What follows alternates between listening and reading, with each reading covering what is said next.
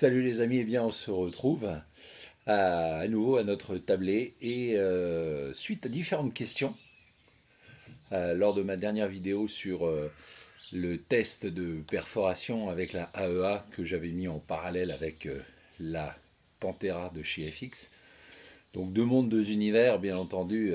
L'idée n'était pas de savoir quelle était la plus puissante, on le savait déjà à l'avance, ni quelle était la plus précise, on le savait aussi déjà à l'avance. L'idée simplement de la précédente vidéo était de comparer euh, l'impact de 300 joules comparé à 110 joules. Bon, beaucoup de questions, beaucoup de réactions, ce qui m'a donné l'idée de vous faire un rapide point sur les projectiles qu'on utilise et leur utilité et leur comportement. Voilà.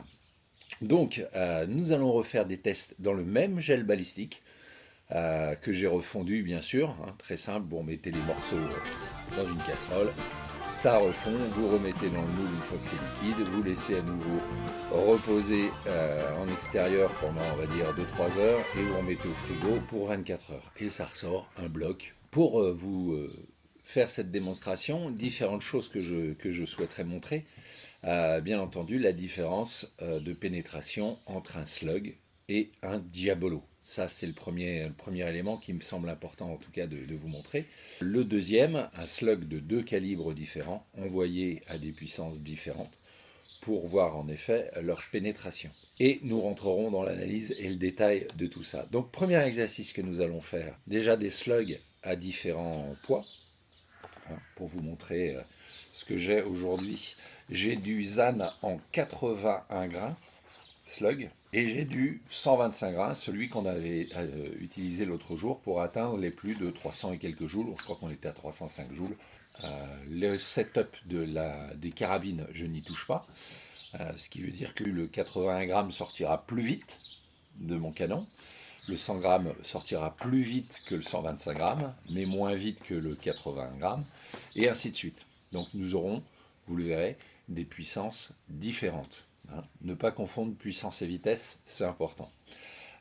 Autre chose que nous ferons, parce que là du coup c'est intéressant aussi, de regarder le comportement que peut avoir un slug en termes de pénétration et ce que peut avoir un diabolo. Et nous ferons la même chose bien sûr avec le calibre 6,35, parce que là je vous présentais le point 35. Donc nous repartirons sur les slugs en 41 grains de chez ZAN en 6,35. Nous testerons bien sûr des Diabolo Monster, donc qui ont un poids de 33,95 grains, donc pour même chose, voir le comportement de ce Diabolo. Voilà. Et puis pour le sport, j'ai amené des Altaros ATP Smooth, qui sont des slugs particuliers, puisque ce sont des slugs pour faire du TLD, du tir longue distance. Ils n'ont pas ce qu'on appelle de hollow point, c'est-à-dire pas de trou en façade pour l'expansion. Et nous verrons aussi son comportement dans le gel balistique. Voilà ce qui nous attend. Hein. Là, on est sur du 50 grains pour ce qui est du slug Altaros. Donc, on va passer à l'exercice. Je commence d'abord avec la Pantera, dans le bloc gel balistique qui nous attend. Et une fois que nous aurons tiré tous ces plombs, j'ai intérêt d'être un peu précis dans le tir, et puis qu'on arrive à s'y retrouver, pour éviter de se retrouver avec du gruyère. Hein. Ça va être ça un peu l'exercice difficile. Donc on se retrouve comme la dernière fois.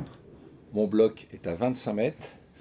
Je vais commencer par un Diabolo en 6,35 d'un poids de 33,95 grains.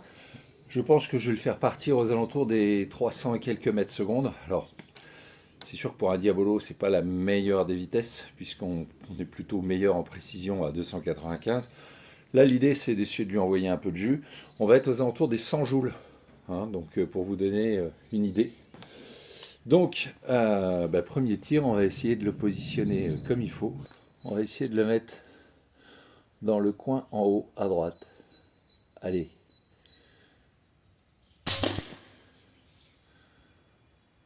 Voilà. Alors, ce que je pensais est arrivé. Mais on en reparle après. D'accord? Donc ça, c'était le Diabolo. Nous allons maintenant prendre Un slug en 41 grains, on ne change rien. On va le faire partir à 290 mètres secondes, ça fait à peu près 111 joules. Et nous allons le faire partir à droite, coin en bas, pour vous le comparer au 635 en Diabolo.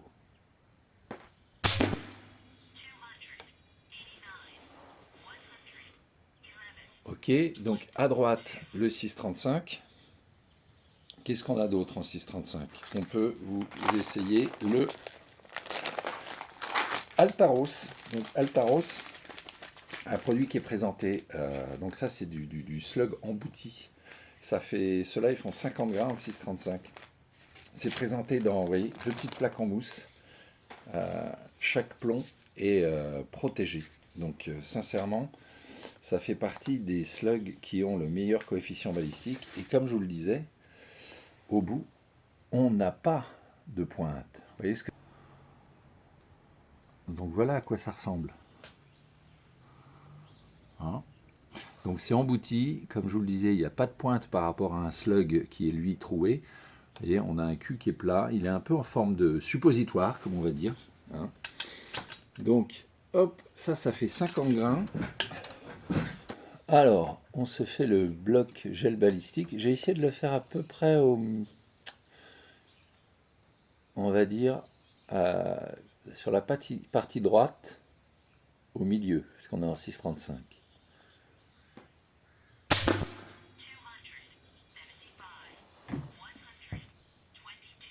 Donc il est sorti à 275 mètres secondes pour 122 joules. On est sur du 50 grains, hein, donc j'ai rien touché au setup, mais on verra en effet ce que ça donne. Donc ça c'était pour le 635, donc on a 3 tirs, je le répète. Le premier est un Diabolo standard de chez JSB, King Heavy Diabolo, en 33,95 grains. Donc on verra ce qu'il donne, il est dans le coin en haut à droite. On va tirer ensuite un slug de chez Zan en 41 grains, toujours 6,35, à plus de 100 joules. On regardera ça aussi. Et on a fini par les slugs Altaros, l'ATP Smooth qui fait lui 50 grains, 49,5 grains exactement. Vous avez vu avec une forme différente. Donc maintenant on attaque avec la Challenger Big Bore en calibre 35 et on va faire le bloc gel balistique à gauche. Donc on va en faire un en haut, un au milieu et un en bas. On commence en haut avec le .35 en Diabolo qui fait lui 81 grains. Donc on se retrouve avec la Big Bore, là du coup pareil, même chose, Diabolo, 81 grains, les JSB. Alors ils vont partir un peu vite, hein, logiquement. Alors j'essaie le bloc balistique.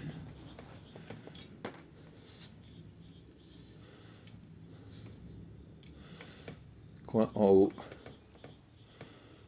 à gauche, attention.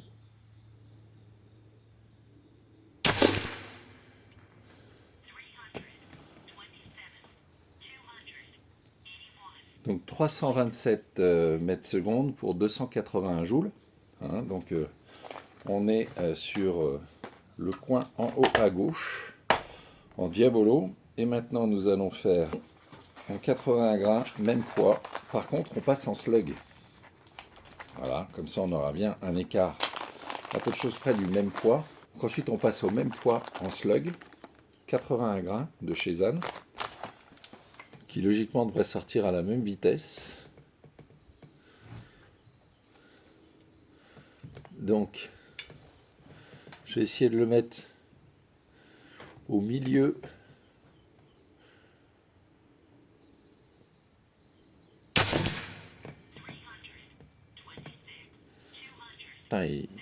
Voilà. Donc 326 mètres secondes pour 279 joules. Donc vous voyez que le Diabolo, lui, est sorti à 327 mètres secondes pour 281 joules. Là, on est à 326 pour 279 joules. Donc on est sur la même puissance. Hein. Et ensuite, nous allons prendre le 125 grains, celui qu'on avait utilisé la dernière fois et qui avait pénétré à hauteur de pratiquement 15,5 cm pour faire une bonne dragée. Alors je le rappelle, ça commence à être des belles dragées, vous voyez, pour vous donner une idée. Donc même chose. Et celui-là, je vais le tirer en bas, dans le coin bas gauche de notre bloc de gel balistique. Je n'ai pas réglé la lunette, mais allez.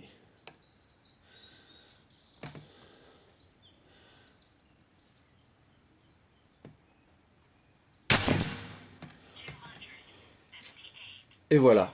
Donc nous avons tiré 6 plombs dans ce gel balistique et on va voir maintenant ce que ça donne. On va disséquer notre gel balistique.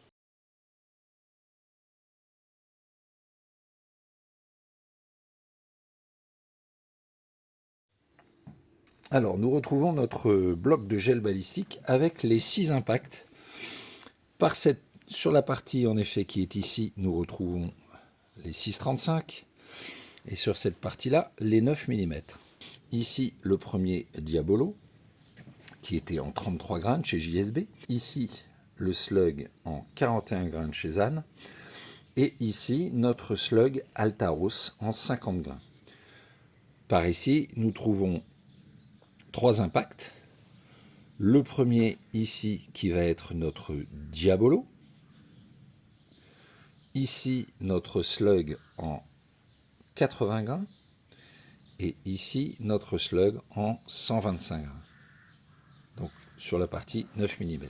Ce que l'on va regarder, et c'est là où en effet, c'est ce que je voulais vous montrer, que nous avons en fonction du type de projectile des comportements différents. Je le répète, le slug a été au départ créé pour les chasseurs, c'est-à-dire qu'il a une capacité d'expansion, c'est-à-dire qu'au contact, il va essayer de transférer le maximum de son énergie en joule dans ce qu'il va toucher. Donc il va s'ouvrir comme une marguerite, on le dit souvent. Mais en fait, c'est ça qui va faire la différence. C'est-à-dire qu'il ne va pas forcément pénétrer, mais il va rentrer au contact et ensuite s'ouvrir pour faire un maximum de dégâts sur son passage. Et on va le voir tout de suite. Regardez les différentes traces que l'on va pouvoir avoir.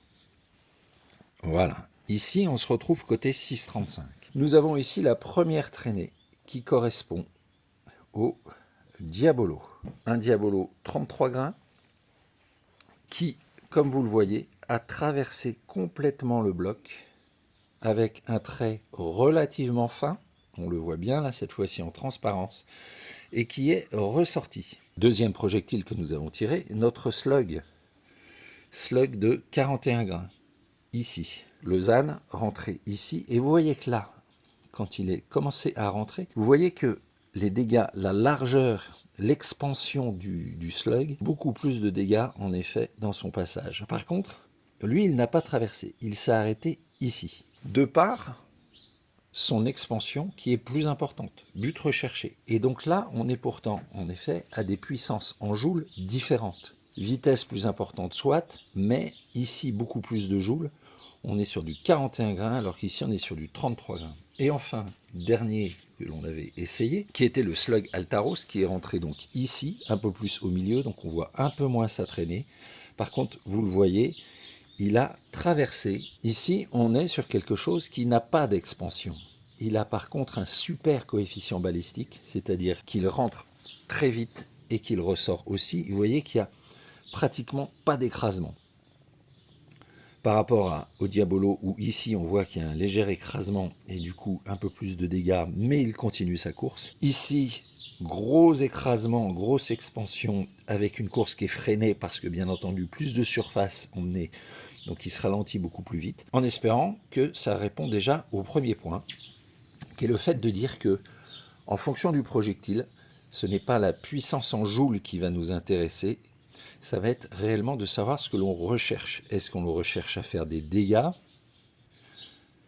Question en effet pour la chasse par exemple, où ici on a une expansion forte.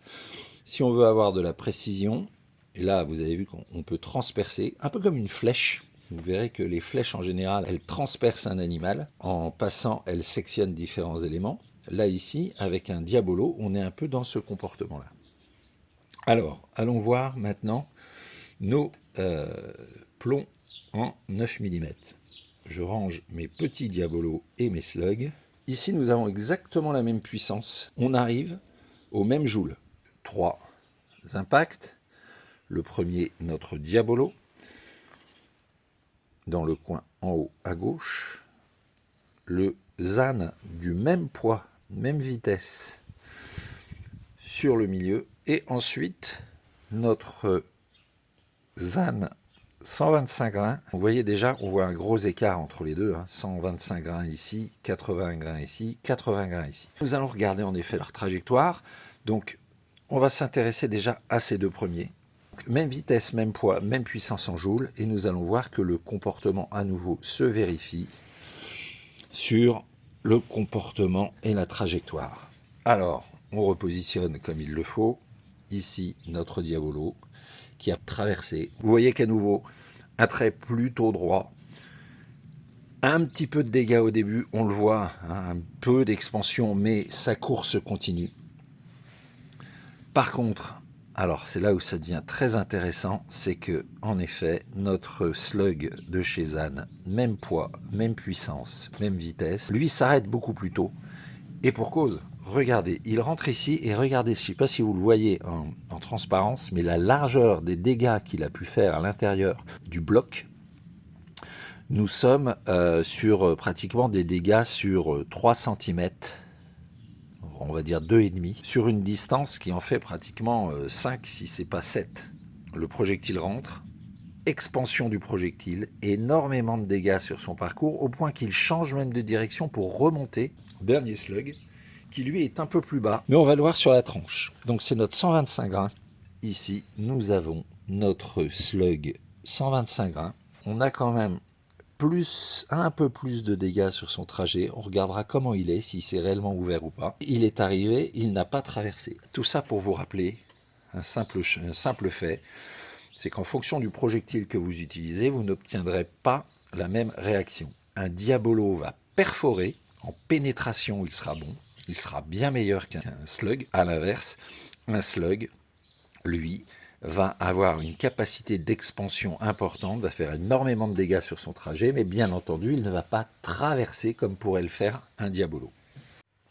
Alors, nous allons procéder à la découpe. On va commencer côté 6,35, où nous avons ici une première trajectoire, le slug ZAN en 41 grains. Donc on va essayer en effet d'ouvrir les deux. Voilà.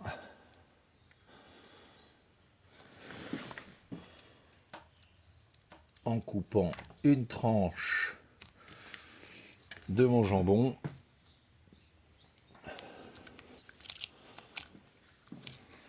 Est-ce qu'on peut commencer déjà à voir quelque chose? Alors oui.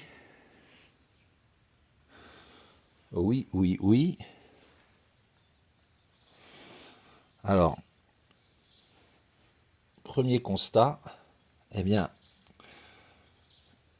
je ne retrouve pas le premier diabolo. Vous voyez, si je reprends mon parcours, le diabolo en fait est ici. Il a fait ça et il est sorti. Je ne l'ai plus. Donc, pénétration, oui, mais sortie aussi du diabolo. Donc, il a bien le diabolo 33 grains en 6,35 de JSB est bien ressorti. A l'inverse, on voit ici, en effet, que nous attend notre slug en 41 grains. Donc, on va aller le chercher.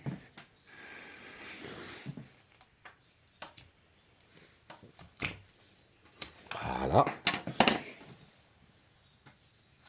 On va aller le chercher. Le voilà. Et donc là, vous voyez très bien sa course. On va le mettre ici. Donc, il rentre. Un peu de dégâts et il s'arrête ici pour finir ouvert. Donc vous voyez qu'en termes de dégâts, on est quand même sur quelque chose qui fait un peu de mal. Ça, c'est sur la partie 6,35. Donc, je le rappelle, hein, si on compare bien les deux, excusez-moi de mes tranches de lard, comme on dit, on a même des petits morceaux du plomb. Regardez, il s'est un peu décomposé, là, celui-là. Ça, c'est le ZAN. Vous voyez? Donc, ici, nous avons notre JSB qui a traversé et qui est sorti. Et ici, même chose. Nous avons notre slug 41 grains qui, lui, s'est arrêté. On va dire pratiquement à 4, presque 5 cm à la sortie de notre bloc. Je vais essayer de trouver... Alors, je ne suis pas dedans, mais on va essayer d'y arriver quand même. C'est un exercice qui n'est pas simple, hein, le tranchage de gel. Et regardez, on le voit bien. On va le voir correctement. Mais je pense qu'il est sorti lui aussi. Regardez. Voilà. Ici, notre Altaros qui est rentré ici et qui est sorti. Vous voyez, on le revoit aussi ici, la trajectoire avec sa sortie. Alors c'est peut-être même dans ce sens-là. Exactement. Donc il rentre, il pénètre, il continue sa course. Vous voyez, et il est ressorti. Donc on ne trouvera pas le Altaros. Par contre, vous voyez qu'en transparence, on voit d'autres slugs. Hein. On voit d'autres slugs. Donc on y va. Donc ça, c'était nos 6,35. Donc en fait, dans nos 6,35, on a récupéré uniquement un seul slug. Le Altaros qui, lui, en effet, pas d'expansion, ainsi que le Diabolo, sont sortis de notre bloc, l'ont transpercé. Alors, la suite. Donc vous le voyez, hein, la trajectoire, on la voit bien là, ici. La entrée du Altaros qui rentre et qui sort.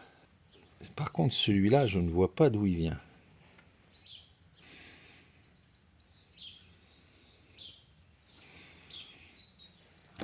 Alors, j'ai l'impression que celui-là est sorti et il y en a un qui s'est dévié complètement. Ça va être intéressant.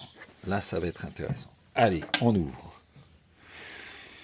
Je vais essayer d'ouvrir en fonction de. Donc, ici, nous avons un trou là. Est-ce qu'on commence? Ouais, on va commencer par le Diabolo. Qui, pour moi, le Diabolo n'est pas là. Hein. On va pas le trouver, hein, le Diabolo en 9 mm. Je coupe au milieu de sa trajectoire pour essayer d'avoir, en tout cas, le meilleur rendu possible. Voilà, voilà notre... Je ne sais pas si vous voyez en tout cas la courbe de... Enfin, la trajectoire de notre Diabolo en 9 mm 80 grammes. Et là, c'est clair. Il rentre ici, très peu de dégâts, ligne droite et sortie. Donc, on ne retrouvera pas de toute façon le Diabolo en 9 mm de chez JSB en 80 grammes. Pas d'expansion, une flèche, un trait. D'accord? Ah, là, on le retrouve à nouveau notre trait hein, du Diabolo. Par contre, ici, voilà, là, ça devient intéressant. Donc ici, nous avons, si je reprends, ici notre 125 grains et ici notre 90 grains. Donc c'est là où en fait je commence à changer de façon de voir les choses. Vous voyez que c'est important de l'ouvrir. Pourquoi? Je vous disais que le 125 grains avait peut-être fait moins de dégâts que le 81 grains. Eh bien regardez, erreur. Erreur, erreur. Entrée ici du 125 grains, regardez, bon, une belle zone de frappe, expansion. Et on se retrouve ici avec notre slug qui est resté ici. A l'inverse, notre 81 grains a fait énormément de dégâts aussi. Hein, on le voit ici sur le côté. Par contre, je pense qu'il est ressorti. On ne le trouvera pas. Alors, on va regarder tout de suite. On commence par le 81 grains en slug.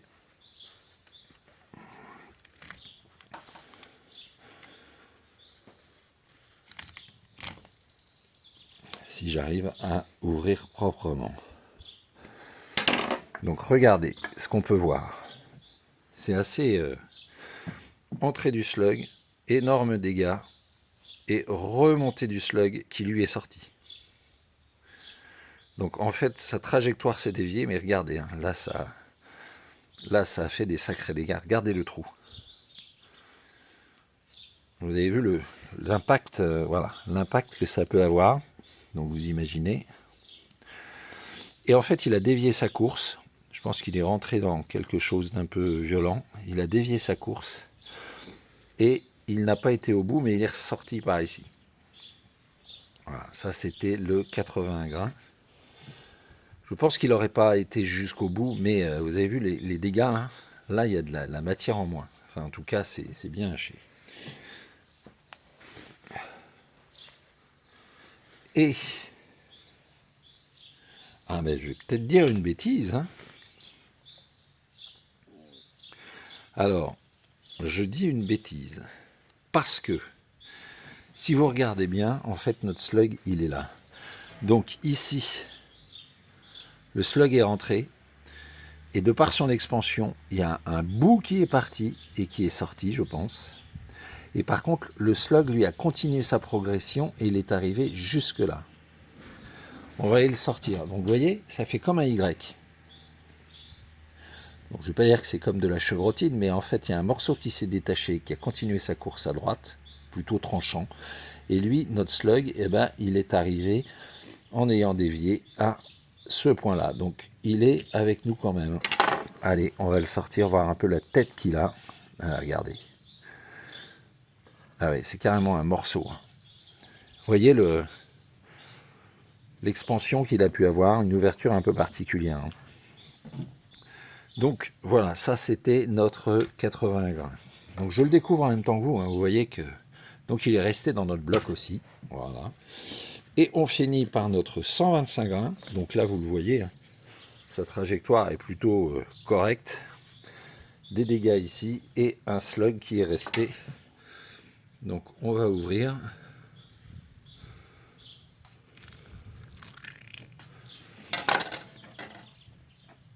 Vous voyez les dégâts, hein. Là ici on a quand même des beaux dégâts. Et alors la pastille qui est à l'intérieur là. Voilà.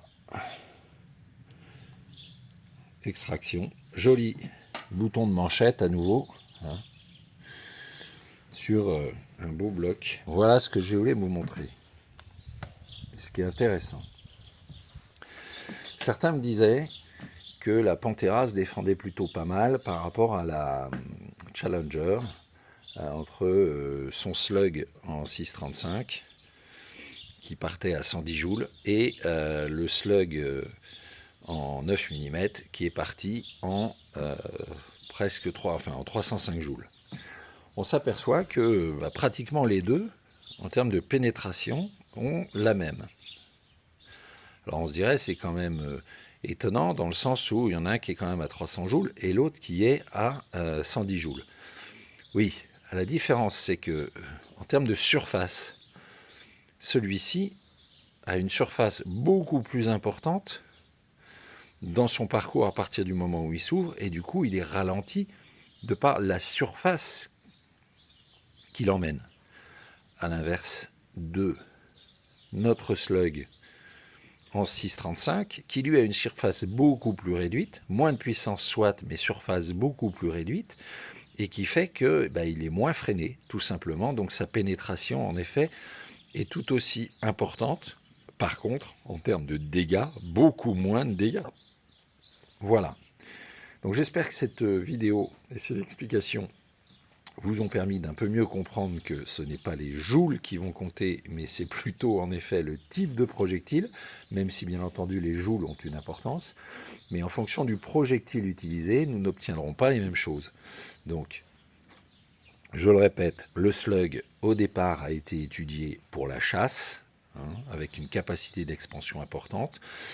on l'a dévié en effet de sa première utilisation pour profiter de ses qualités de coefficient balistique. C'est-à-dire qu'aujourd'hui, entre un Diabolo qui, lui, dans l'air, va avoir énormément de frottement, de par une tête ronde et une jupe qui va le stabiliser, il aura en tout cas un coefficient balistique beaucoup moins important qu'un slug, tout simplement. Et c'est là, en effet, où pour nous qui cherchons les longues distances, au-delà de 100 mètres, on est plutôt orienté vers des slugs qui ont des coefficients balistiques plus intéressants, meilleure pénétration dans l'air, et qui fait qu'on peut aller plus loin, chose qui n'est pas forcément le cas d'un Diabolo, qui va déjà quand même relativement loin, puisque on peut aller sans aucun problème avec du Diabolo sur du 100-120 mètres. On peut trouver quelque chose qui est entre les deux, c'est-à-dire, je prends l'exemple des Altaros, mais il y en a d'autres aussi, qui n'ont pas en fait ce qu'on appelle des pointes creuses. On les appelle encore slug. Mais là, du coup, on a oublié l'expansion volontairement, c'est-à-dire pas de trou au milieu pour que le plomb s'ouvre, et on garde les qualités d'un coefficient balistique, voire supérieur même, à ce qu'on peut avoir en effet avec un hollow point. Voilà, c'était le petit moment balistique, gel balistique. J'espère que ça vous a amusé. À très vite.